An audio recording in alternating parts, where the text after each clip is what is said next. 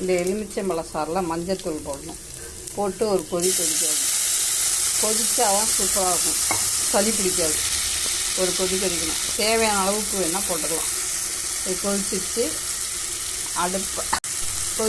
அடுப்பு ஆஃப் பண்ணிடும். தயிர் சாதத்துக்கு கடுகு, பெருங்காயத்தூள், இஞ்சி, பச்சை மிளகாய்,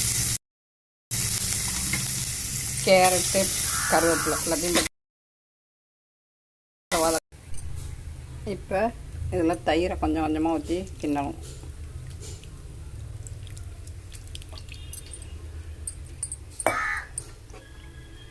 அடுப்பு ஆஃப் பண்ணியாச்சு. தக்கு எடுத்து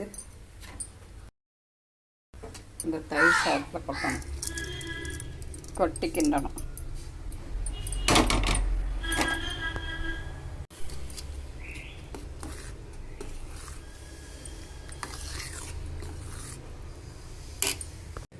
இதில் நம்மளுக்கு வசதிக்கு ஏற்ப முந்திரி, கருப்பு திராட்சை, அதுக்கு இதில் அது மாதுளம்பழம் எதை வேணாலும் போட்டுக்கலாம். தயிர் சாதம் ரெடி. உருளைக்கிழங்கு வரவளுக்கு எண்ணெய் ஊற்றியாச்சு, பெருஞ்சீரகத்தை போட்டாச்சு,